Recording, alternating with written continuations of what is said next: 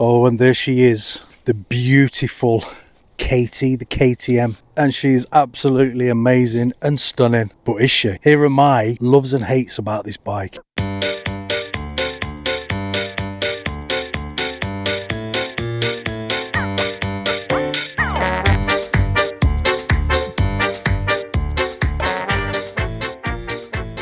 Good morning, good afternoon and good evening. My name is Jay and welcome to the channel this morning. Well, say morning, I think it's about 12 o'clock now, to be fair. Yeah, it's just gone 12 o'clock.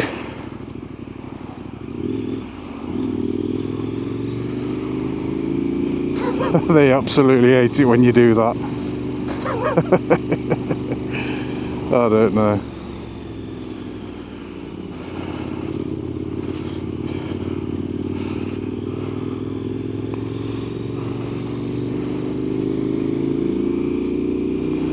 I really didn't think I was going to get out today. I got out yesterday because I knew it was going to be dry, but I thought it was going to be raining today. It is a bit, I think it's a little bit colder today, but not a problem, not an issue. Oh, what's going off here?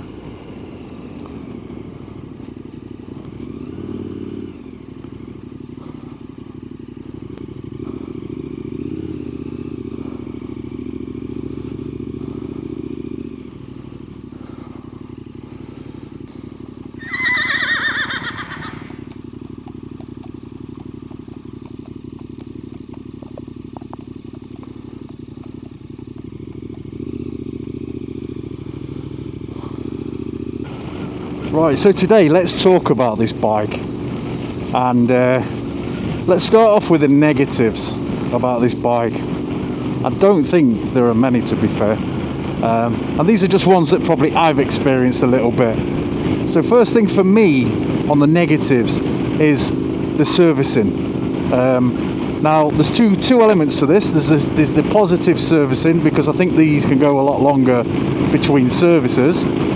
But the negative side of it is you don't get a book anymore, and you have to log on to the KTM website, put your chassis number in, and then there's a delivery certificate number that you've got to put in, and that provides the details.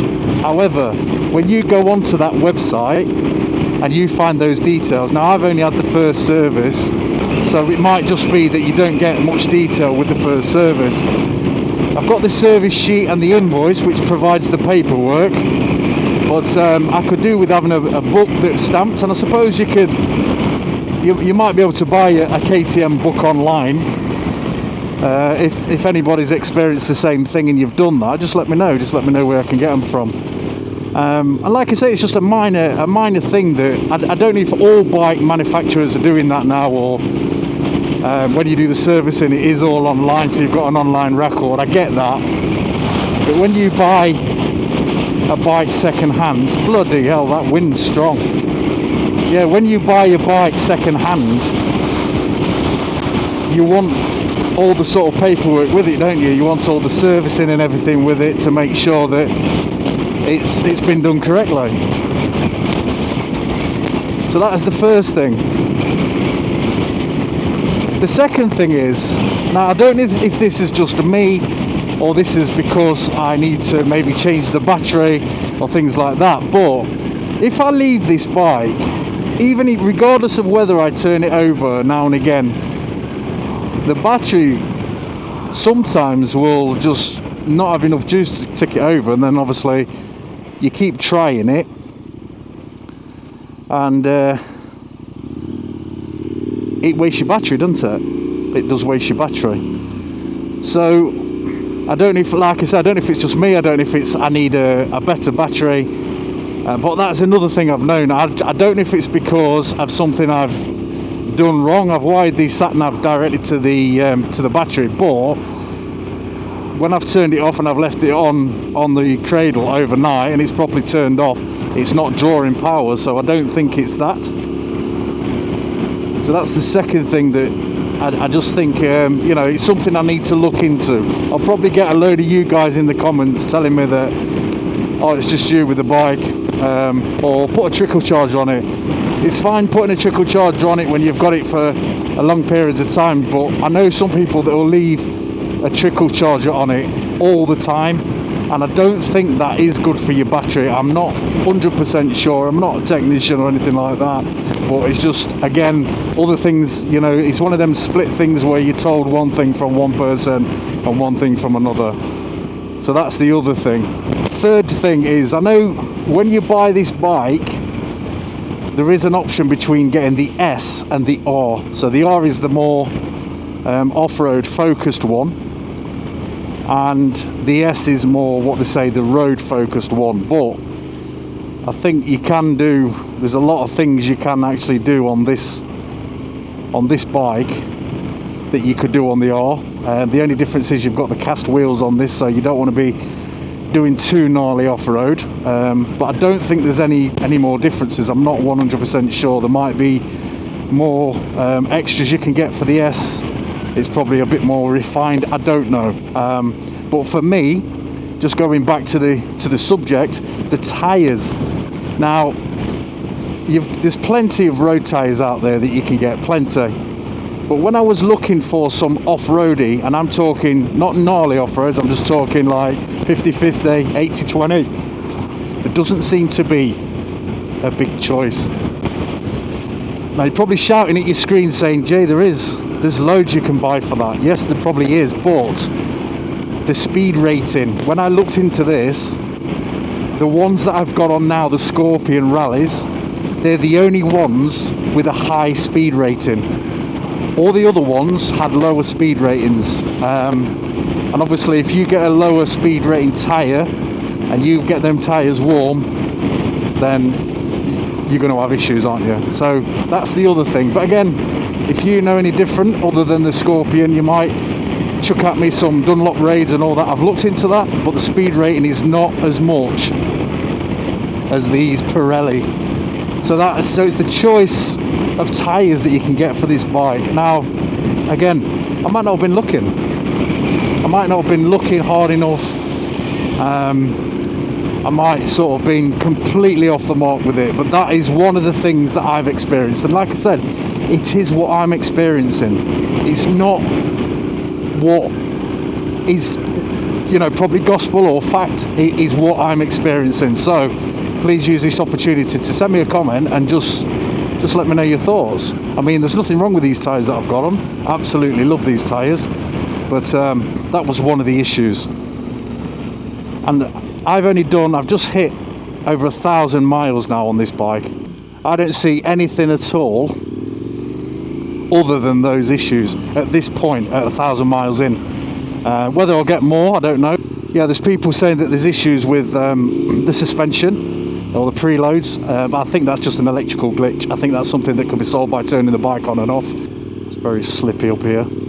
Just trying to think, I went out yesterday, I had 980 miles on the clock when I put these tyres on. It's on 1,100 actually, so yeah, I've exceeded the bedding in period. Let's have it! Yeah, whatever, it's very grimy on here.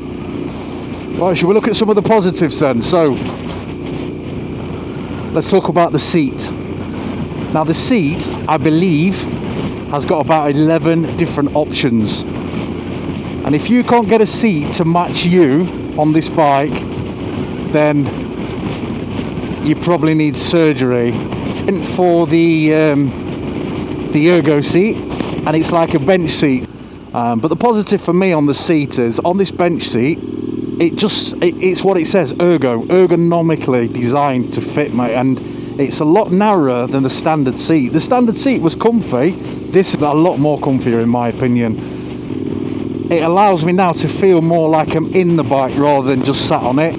Other than that, this seat is just like, it's just the fact that you've got 11 different options to choose from. A lot of people around here today, popular areas, coming into my hood.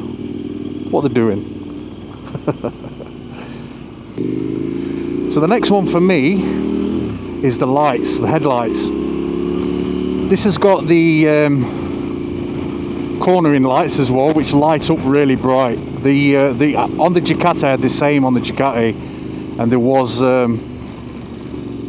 pretty decent on that. But these I've rode when it's sort of been quite dark, and they are very good very good lights. Going around corners and everything like that, it lights up all that side where you're going around that corner, and I love that about it. I love that, you know, you get some manufacturers where they've got like new bikes and the lights aren't the greatest, are they? They don't sort of work for you.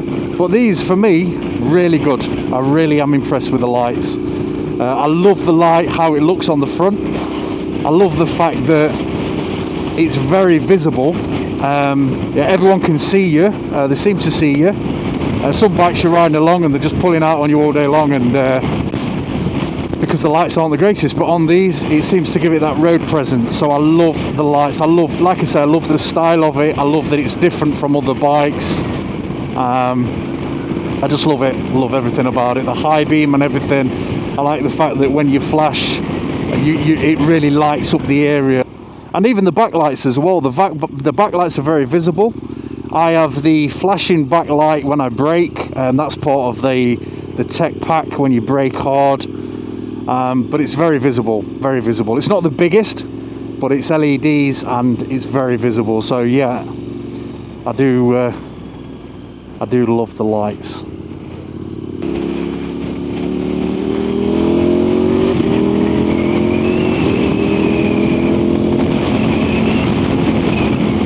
So that brings me on to the next thing. So the speed of this thing.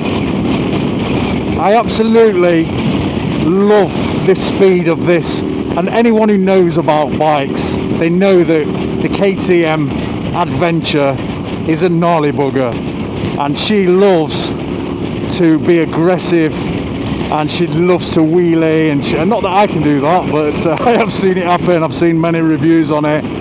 But for me personally, my personal opinion on this bike for how I ride is it gets you out of trouble. And also it puts a smile on your face all the time. Every time I get on this bike, there's that many things and modes you can have on this bike as regards riding it.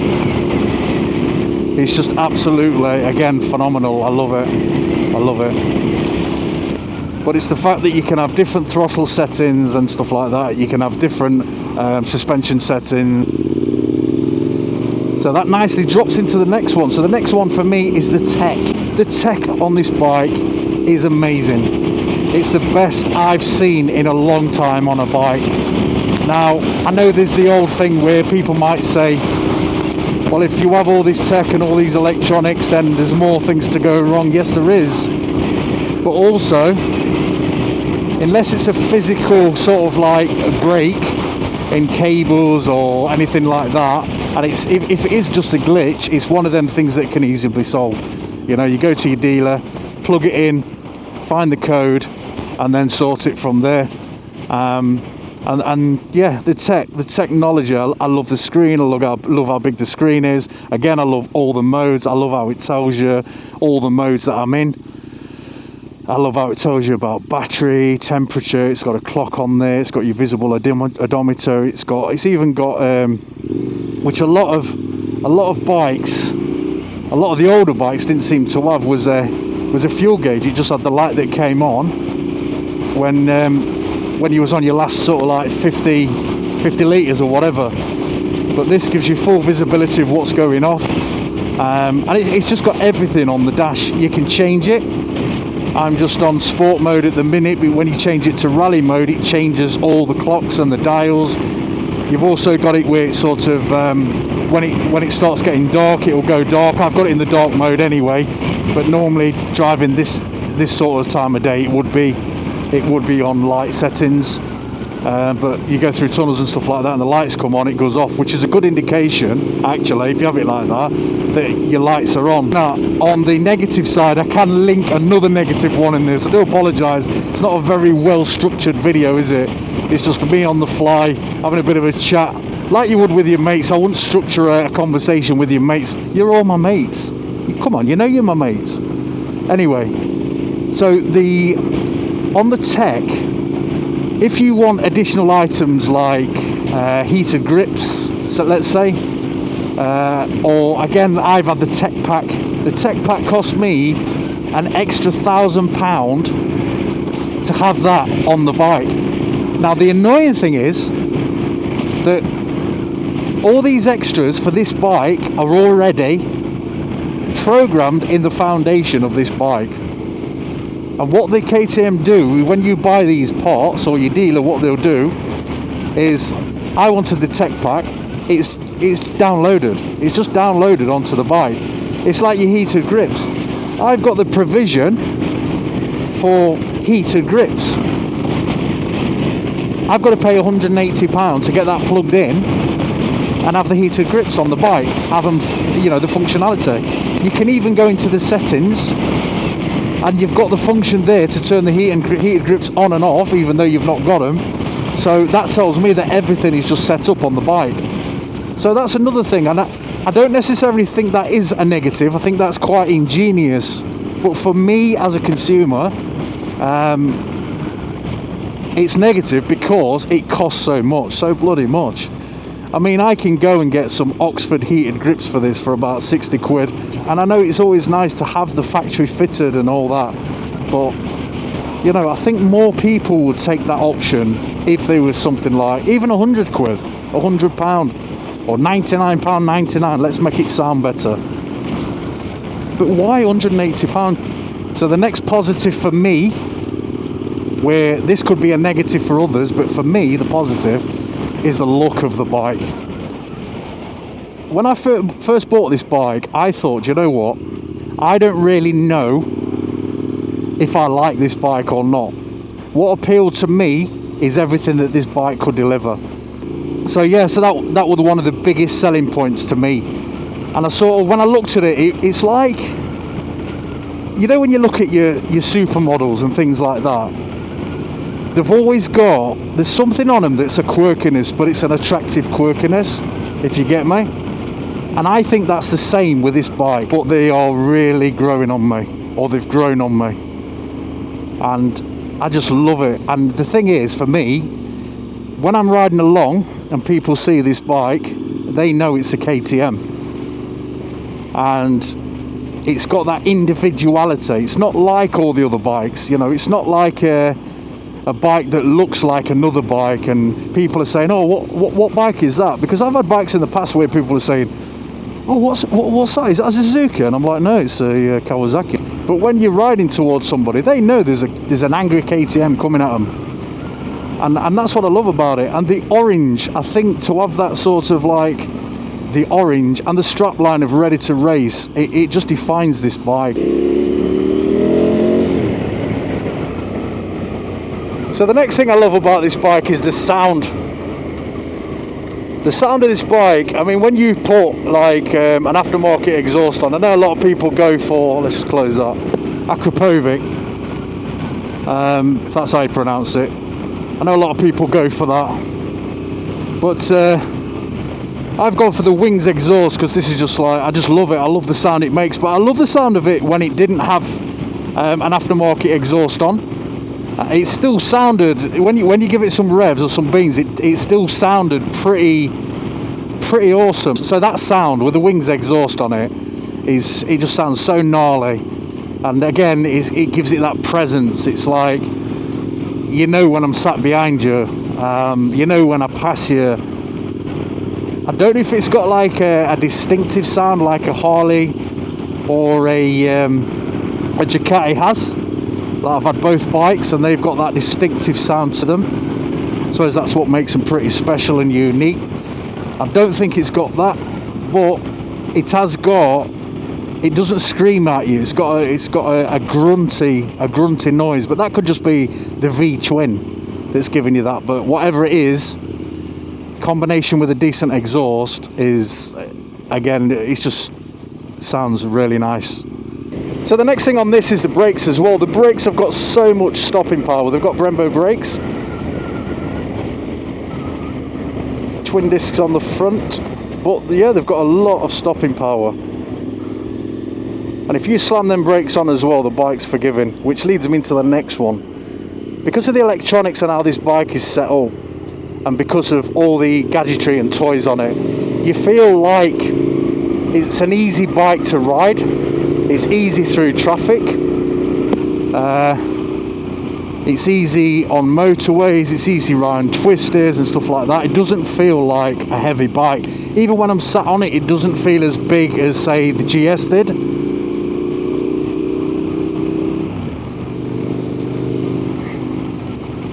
but it's just feels really, it's really comfortable, and it feels so nice to ride, and so easy to ride, because it's got these sort of like these fuel bladders that run either side of the bike, so it's quite proportioned in its weight. It keeps the center of gravity low, and it's nice. I've had bikes in the past, like the I think the Honda 750X wasn't as bad, but that was a little bit top heavy. But the Africa Twin, I had the Adventure Sport. It had the massive tank on it, and that, in places, if you was on a camera or something like that, you put your foot down, as soon as that went past a certain point, it just wanted to fall over. Okay when you were riding, but it just wanted to fall over. This thing, I've been in the garage and I've sort of like I've lent it over to reposition it in the garage and stuff like that, and I've never had any sort of issues with it whatsoever. I've had a couple when I've, again, on cambers where I've put my foot down and it feels like it wants to go, but that's because it's like the lay of the land more than the actual bike. So yeah, I love this bike, how it handles, how it's so easy to ride, and again puts a smile on my face.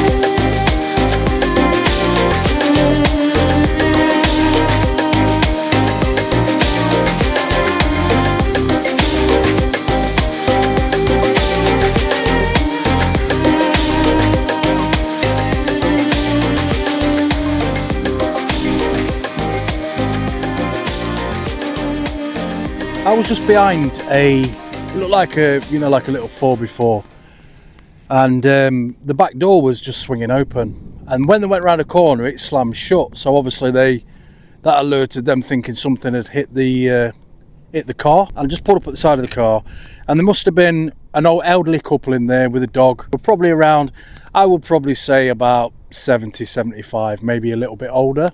The gentleman was sat in the passenger seat, the lady was sat in the driver's seat. She opened a door, and I just looked across, obviously thinking she was just going to sort of get out and sort of engage with me, and I was just going to tell her that a door had blown open and then blown shut. But the first thing she did, before she even said anything to me, she gave me the rods. So she stuck two fingers up at me, telling me to and I didn't know what to make of it, and I'm just like, I've not even said anything to you yet. Now, I really didn't expect that. She probably thought I was having a go at her for stopping, but it just goes to show, doesn't it, that people prejudge and just jump into a situation without thinking. And she just went like that, just gave me the rods, and I'm like, right, okay. So obviously, because it was quite elderly, I didn't say anything. I just said, look, I was just telling you that your door was open, swinging open and swung shut. And at that point, they both apologised to me, and they says, oh, right, okay, sorry. I was sat on the bike, I wasn't aggressive, I wasn't shouting, I wasn't pointing. So does that make it all right? I don't know. But what worries me most is this is the society that we live in today. See, everyone's got their faults, but just to do that on the cuff of it and then just think, you know, and it's like they apologise. So hopefully now they're going to ride off and they're going to think, oh, what a nice guy on a bike, you know, and it's going to change people's perceptions. And I think my point is, I mean, it's a pity I didn't get it on camera. I'd literally just got my sandwich from the garage. The batteries were dying on the cameras anyway, so I just turned them off and I thought I'll just do a bit of an outro up here. But obviously just adding this little bit in now. But it just goes to show that, you know, it's like being in a situation with a car where a car cuts you up and stuff like that, or there's no need to use that aggression with whoever, because aggression just feeds aggression. But as soon as they said, oh, I'm sorry, I completely forgot about it. That were it. I forgot that they should give me the rods. But I just thought it's worth explaining because it was just a really weird, bizarre situation, and I can't get over it. And even thinking about it now, you know, I don't know it didn't make me mad or anything like that, purely because it wasn't in an aggressive way, she just give me the rods, but I just thought there were no need for it. But when she apologised, it sort of took that away from it. So anyway, I'm going to enjoy my sandwich now. That's enough droning on. Just a pity I didn't have the camera because it was quite comical. But I hope you've enjoyed this video. I hope you've took something away from it, just showing you my loves and hates of the bike, or loves and not so loves about the bike. Generally I love the bike. 1,140 odd miles in and we're loving it. New tyres, new luggage equipment, new exhaust, crash bars, loving it. Top box, yeah, I'm ready to go. Got new bags as well, another video on that. But yeah, I hope you've enjoyed this one. And remember guys, it doesn't matter who you are, what you ride, or where you're from, because every road is an adventure. Crazy out.